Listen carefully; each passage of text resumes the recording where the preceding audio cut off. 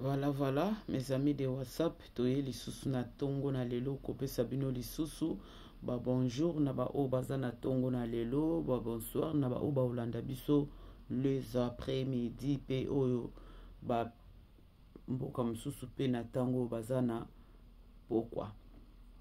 Mes amis de WhatsApp kande tolobaka oyo nyonso tomona keza ya malamu mpona koedifier peuple, mpona koedifier bato, mpona kopase message na peuple na biso to na ba mes amis de WhatsApp toya kaka tolakisaka bino lelo nazolakisa bino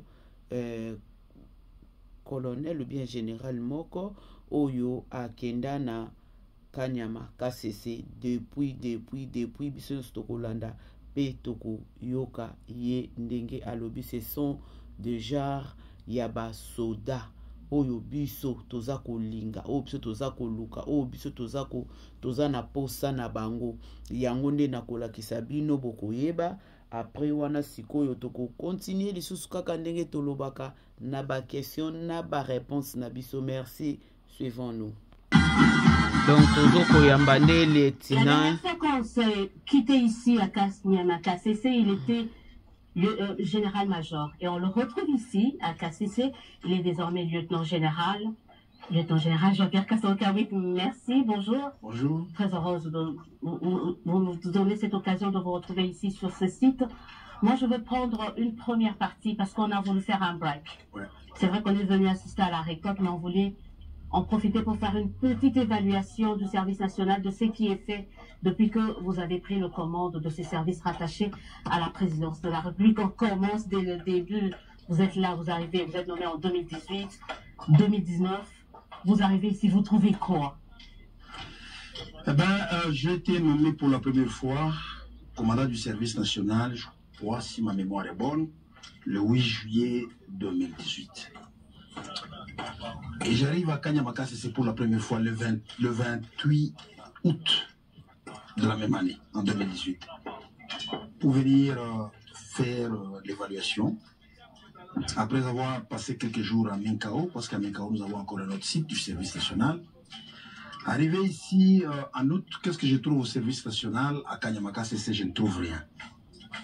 Je trouve de belles terres non défrichées, je trouve de belles terres non exploitées. Je trouve les vestiges d'une ancienne ferme à l'abandon avec de la mitraille. Lorsque je fais un petit tour, je vais trouver quand même quelque chose qui m'intéresse, qui attire mon attention. Ces deux petits tracteurs John Deere 6110. Ce sont des tracteurs de 110 chevaux. Mais les deux tracteurs sont en panne. Bon, je me dis, j'ai quand même l'ambition au regard de la qualité du sol que je vois, la météo, le climat, je me dis que j'essaie de faire quelque chose. Mais je n'ai pas de moyens à ce moment-là. Je vais décider, le premier élément, la première étape que je vais faire, c'est d'avoir quand même des équipements, une machine. C'est là que je vais cannibaliser les deux machines, les deux tracteurs, John Deere, pour en faire un. Je fais un tracteur qui est opérationnel, avec 1000 difficultés. Les accessoires comme on appelle discaro ou les accessoires pour labourer, de labour, je vais quelque part à Kilimo City. Nous avons bâti à Kilimo City. C'était une mitraille, un parc à mitraille, où il y avait des anciens cover crop, donc les disques de labour, abandonnés par les Belges à l'époque. Je vais quand même, je trie. J'ai récupéré, j'ai dit ça peut faire l'affaire. On commence. L'objectif que j'avais cette année, j'ai dit que Dieu m'aide à faire 50 hectares. Là, nous sommes en 2019. Nous sommes en 2018. Fin 2018. Nous sommes au mois d'août. J'arrive ici le 28, le 29, le 30, j'ai fait cette évaluation. On commence à démonter, dépiécer les deux tracteurs pour en faire un. Nous sommes le 30 août. Vous cultivez sur combien d'hectares comme ça? Moi, j'avais l'ambition de faire 50 hectares. Parce que je n'avais ni intrant agricole, ni semences, ni pesticides, ni tracteurs, ni quoi. Je me dis quand même, je vais faire 50 hectares. J'avais vraiment la foi. Je cannibalise, je fais un tracteur qui devient opérationnel. Je prends les labours, les disques à labour là-bas. J'ai juste allé prendre dans une mitraille. Les autres avaient jeté. J'achète le roulement, j'achète les paliers, je mets, on essaie, ça va. on commence à travailler au bloc B. J'ai dit, faisons 50 hectares. Pendant que nous sommes en train de travailler, j'ai mis les gens qui travaillaient nuit et jour. Tu vois, c'était un petit tracteur qui n'avait la capacité de faire que 3-4 hectares par jour. Et je me dis, si on peut travailler nuit et jour, on peut arriver dans 10 jours à avoir 50 hectares. Mais parce que les 50 hectares, il fallait les avoir prêts afin de nous permettre le 13, le 14, le 15, on commence à semer. Voilà. On commence à labourer. Mais ça pose un problème. Nous sommes en train de labourer. Où est-ce que nous allons trouver la semence? Où est-ce que nous allons trouver les engrais? C'est là que je vais mettre en jeu mes relations personnelles. Parce que moi-même, je suis déjà agriculteur, je suis fermier. Je sais où on trouve les engrais, je sais où on trouve la semence et tout. Je vais approcher les fournisseurs. Je lui dis, écoute, nous avons toujours travaillé avec toi. Tu le fais pour moi, mais tu peux le faire aussi pour ma structure. Je suis maintenant commandant du service national. Est-ce que tu sais nous avancer, nous donner quelques intrants agricoles et on va te payer petit à petit d'ici 2-3 mois. Et il va accepter de me donner les engrais, la semence et les herbicides. Il dit, ça va venir d'Afrique du Sud pour une valeur de plus ou moins, c'était une valeur de plus ou moins, il dit, je peux te donner jusqu'à 150 000 $ de crédit, je peux te donner. Et vous vous engagez comme ça? Je m'engage. Sans savoir où est-ce que vous alliez tomber là. J'avais vraiment la foi, parce que je me disais, si je ne paye pas avec l'argent de l'État, je vais parler avec lui à la récolte, je vends, je rembourse. Toujours avoir un plan B ou un petit cours d'avance, en fait. Oui. C'est comme ça qu'il va accepter. Il dit, ok, les camions vont partir d'Afrique du Sud d'ici une semaine. Mais je me dis, une semaine, ça sera tard. Qu'est-ce que je fais? Je prends encore un risque. Les collaborateurs sont témoins. Je prends des collaborateurs ici, je vais envoyer dans ma propre ferme. Parce que moi, je suis organisé, j'ai toujours les entrants pour 1 année, 2 ans. J'ai dit, je vais puiser dans mes stocks. Je cherche dans les trains de la SNCC. Quand ce que j'ai commandé va arriver, moi, je vais récupérer. Parce que la saison, dans ma ferme, commence à partir du mois d'octobre-novembre. Mais ici, c'est le mois de septembre. Donc, je n'ai pas le temps à perdre. L'agriculture étant une question de calendrier, du respect du calendrier, dépasser le délai, même si les intrants arrivaient, ça ne servira à rien. C'est comme ça que je veux prendre ces intrants-là, qui arrivent, qui viennent de ma ferme.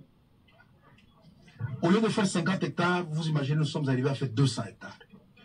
Parce qu'en même temps, lorsqu'on fait les 50 hectares, je trouve que le sol est très bon. J'ai dit, mon Dieu, non, il faut que je fasse quelque chose de mieux que ça. Je mets encore dans un wagon, je mets 2 de mes tracteurs avec un semoir. L'appétit vient en mangeant. L'appétit vient en mangeant. J'ai dit, non, mais je peux préfinancer, même avec mes équipements. Parce que si on produit au Kasaï, le maïs coûte cher, déjà le mois d'avril, on peut récolter, on vend. On peut rembourser pour les intrants et tout. Si jamais le gouvernement ne donne rien, on peut rembourser et on va créer un climat de confiance avec mon fournisseur. Il va commencer à nous avancer les intrants agricoles et on avance. À l'époque, je n'avais l'idée que le maximum que je peux faire, c'est 200, 250. Et finalement, vous êtes arrivé à faire combien d'hectares? La première année, nous avons fait 200 hectares. On vient récolter, on a 1000 tonnes. Et les gens ici disent, oh, c'est formidable, 1000 hectares, parce qu'ils n'avaient jamais produit 1000 hectares. C'est un miracle. Un miracle. Vous me posez la question, ici à KCC, on n'avait jamais produit plus de 1000 tonnes. J'ai amené moissonneuse, batteuse, couseuse, balance, tout ça, les gens s'étonnent. Et cette année, je me dis, donc c'est jouable ici, il y a du potentiel. J'ai dit, cette année, on va faire 1000 hectares. Mais les gens m'avaient pris pour un fou. C'est là que je vais aller voir 2 membres du gouvernement. Je prends quand même le courage. Je vais leur dire, mais regardez, je viens de KCC, voilà le potentiel qu'il y a, voilà ce qu'on a fait. Je ne voudrais pas citer leur nom. Un ancien ministre du budget, un ancien ministre des finances. Celui du budget dit, non, je crois en toi, je sais que tu peux faire quelque chose, mais on peut te donner un peu d'argent, mais vous savez, on a déjà donné beaucoup d'argent, il n'y a pas de résultats. J'ai dit, voilà ce que moi j'ai pu faire. Ouais. Celui des finances, il était hésitant, il dit, ah, soda, on vous donne. J'ai dit, faites-moi confiance. Je vais faire 1000 hectares. Alors ils vont me chercher quelque chose, je n'ai pas pu faire 1000 hectares, je fais quelque chose comme 500 hectares. Et au fur et à mesure qu'ils voient, ah, mais c'est sérieux, il produit, on voit le produit sur le marché, et aujourd'hui... On va arriver à aujourd'hui, on va savoir quand est-ce qu'intervient maintenant le président de la République, Félix Tshisekedi. Le président de la République intervient à un moment inattendu. Je suis en train de me démener pour avoir un peu de moyens, à gauche, à droite, avec des difficultés, je travaille.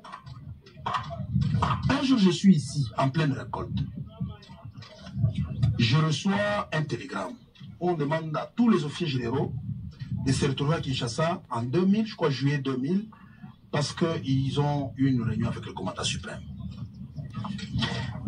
Moi, je demande au chef de la maison militaire de l'époque, je m'excuse, j'ai dit, je ne sais pas quitter pour venir à la réunion, nous sommes en pleine récolte, c'est prendre un gros risque. Laisser ce travail, partir et revenir, avec les difficultés de transport, je risque d'arriver là-bas, je n'ai plus le moyen pour revenir ici. Est-ce que je peux demander qu'on me laisse travailler ou qu'on peut m'excuser? Il dit non, ça va, on comprend, vous êtes en pleine période de récolte. La réunion se termine. J'apprends que je suis cherché par le commandant suprême, par le président de la République. Je dis, ah, comment? Il me cherche. J'ai dit, ok. Il me dit, non, finis ce que tu as à faire, tu vas venir. Lorsque je finis la récolte, c'est là que je vais passer au bureau de la maison militaire du président de la République. On a changé même de chef. Il y a l'actuel chef de la maison militaire, le général Franck Toumba, qui va me recevoir. Non, le commandant suprême voudrait te rencontrer. C'est là que je vais aller. Nous sommes en quelle année là? Nous sommes en juillet 2020. Une année et demie après. Il va me recevoir, il me dit, je pense que le travail que tu fais est bon. Je veux t'appuyer. Et depuis, il ne vous avait jamais vu. Il avait juste entendu parler. Il avait juste entendu parler. J'ai rencontré le président. Parler plus de vos œuvres que de la personne ou des deux à la fois. J'avais rencontré le président de la République la première fois, c'est pas au mois de janvier 2019, lorsque il est investi président de la République. La première réunion du haut commandement militaire, les généraux étaient là. Tous, on a fait la réunion qu'on devait faire. À la fin de la réunion, on a pris une photo. Il a pris une photo avec les généraux. C'est là qu'on les saluait, chacun individuellement, pour se présenter. C'est la première fois que je le rencontre. Après, plus rien. Et j'arrive en 2020, on m'amène chez le commandant suprême qui me dit, j'apprécie ce que tu veux faire. Il m'encourage en fait.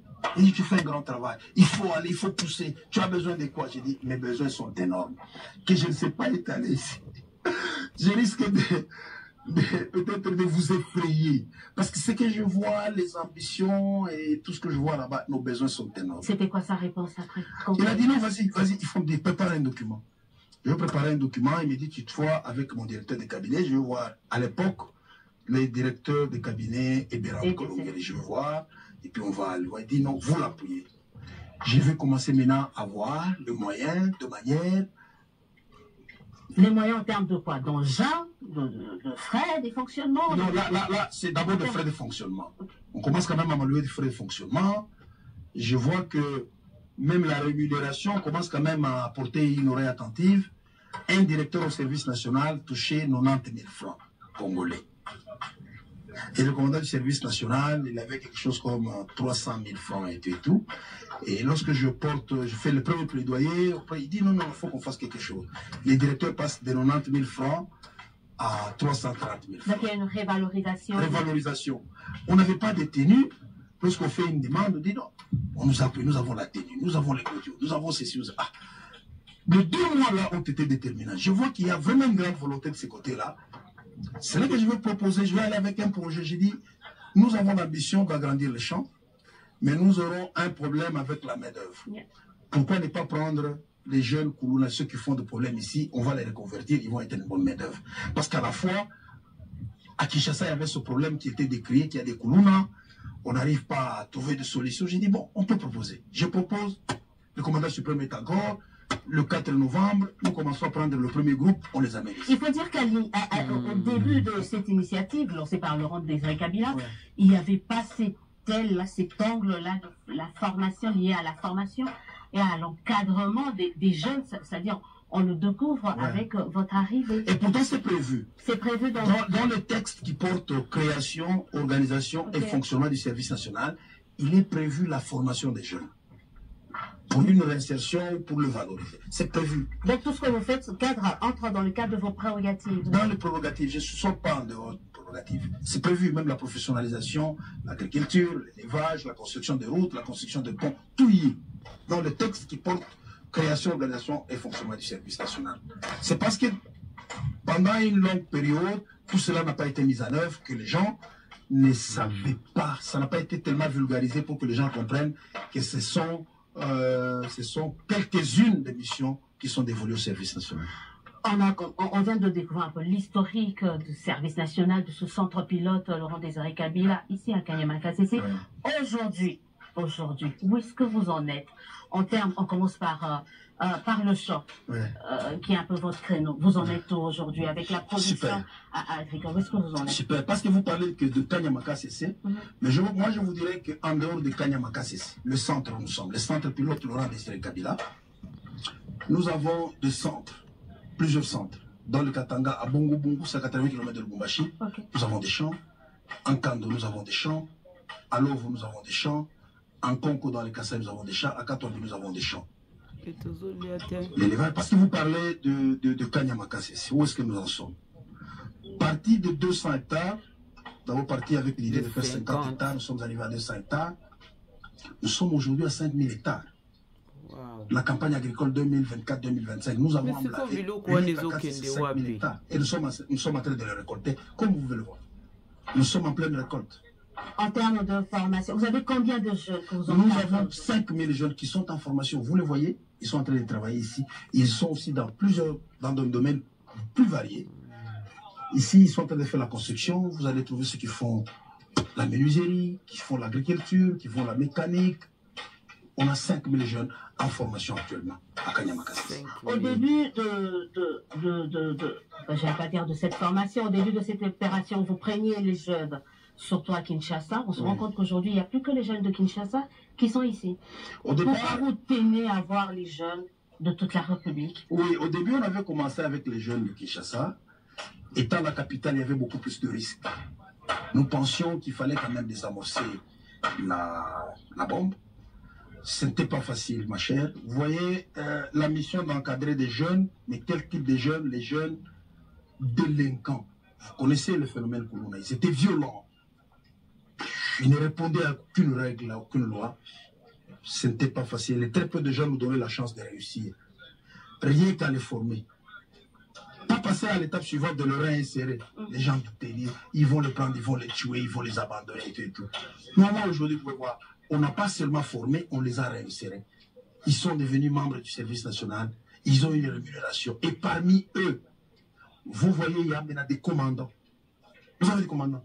La femme qui est à côté, que vous avez vue, qui s'appelle Renate, elle a été de la première vague. À Sarakoto, ma déclaration de départ de Kinshasa. Mais aujourd'hui, elle est commandant compagnie, ici. Wow. Vous avez vu, les briques, c'est elle qui commande, c'est elle qui fait. Elle est toute contente du travail qu'elle est en train d'abattre. Mais pourquoi nous avons cherché à prendre les autres jeux d'autres provinces? Le service, il est national. On a besoin de faire un brassage national. Si tu observes bien, tu vas regarder que dans notre pays, la jeunesse est manipulée. Vous voyez la jeunesse qui dit, moi je suis du Bandundu, moi je suis de l'Équateur. On n'a pas un langage nationaliste. Je suis juste congolais en fait. Très peu disent que je suis congolais. Ils disent, moi je suis katangais. C'est une faiblesse. C'est parce que cette jeunesse, pendant longtemps, elle n'a pas été préparée à voir les choses, à voir le Congo comme une nation, comme une grande famille. Tout le monde a tendance à se recroqueviller sur sa propre province. Et nous, au service national, avec la mission que nous avons, c'est de faire le brassage national, d'amener les jeunes à se sentir congolais partout où il va se retrouver. Qu'est-ce que c'est son pays? On a besoin d'une cohésion, on a besoin de cet esprit de nationalisme où chaque Congolais va se sentir bien chez lui, où chaque Congolais est prêt à aller servir le pays, est prêt à aller servir la nation dans n'importe quelle province. Est-ce que ça marche? Très bien. Très bien, parce qu'aujourd'hui, vous savez... Vous ne pouvez même pas dire le contraire. Je vous dirais que ça marche parfaitement bien. Ici, parmi les bâtisseurs que vous voyez, ils sont venus de plusieurs provinces, subissent la formation, et lorsqu'on le déploie, ils n'ont même pas besoin de savoir où ils vont aller. Il dit, je suis prêt à aller partout où on va m'envoyer. Vous allez les interroger, vous allez voir. Ils sont contents d'aller parce que nous avons inculqué ces valeurs en eux. Ils sont contents et prêts à servir la nation partout où ils vont être. Ils sont à Kanyamaka, c'est tous, ce ne sont pas originaires du Olomami. Mais ils y vivent correctement, sans problème. Et aujourd'hui, on le retrouve ici, mais également ailleurs, à Kinshasa. On le retrouve à Kinshasa, on le retrouve dans le Bandundu, on le retrouve au Congo central, on le retrouve dans le Grand Kassa, on le retrouve au Katanga. À l'Est, on n'a pas pu, parce qu'avec la situation qu'il y avait pendant qu'on les formait, la situation était... Mais plus tard, on déployera le bâtisseur de la nation sur l'ensemble du territoire national. En général, vous êtes attendu sur un autre site. Ouais. Parce qu'il y a un autre confrère qui tient vraiment à parler de vous, à parler avec vous sur les perspectives d'avenir du service national. Alors moi, je veux vous libérer pour aller rejoindre le confrère Jean-Pierre Kaimbe qui vous attend sur un autre site. Moi, j'avais le plaisir de parler avec vous, de revenir quand même. C'est toujours important de toujours se rejoindre. Je vais poser la question sur un site qui s'appelle Mandala City. Nous sommes en train de construire une cité ici. Vous voyez, c'est la construction des appartements, de luxe. Il y aura un centre de conférence ici, des réunions, parce que nous estimons, nous pensons qu'il faut lier la théorie à la pratique. Okay. On peut organiser par exemple des conférences sur l'agriculture, des colloques sur l'agriculture. Pas le faire comme nous l'avons toujours fait à Kinshasa, à Lubumbashi, dans des grands centres urbains. Il faut le faire. Voilà, mes amis de WhatsApp, tokomi na suka ya émission na biso o ezalaki ba hectare na Kanyama KCC babandaki na 50 baki na 200 500 presque bakomi na 5000. Question na ngai ezaki biloko wana ezokokende wapi parce que ba Congolais baza kolia te. Ba Congo Kinshasa Congo baza kolia te, Congolais nyonso aza kolia te, ezokende wapi? Ok, yango wana tochela bino moko bo juger, bino moko pesa ba point de vue. Toza na deuxième nango lisusu, nazo sala ngo lisusu kala te. Merci beaucoup, au revoir.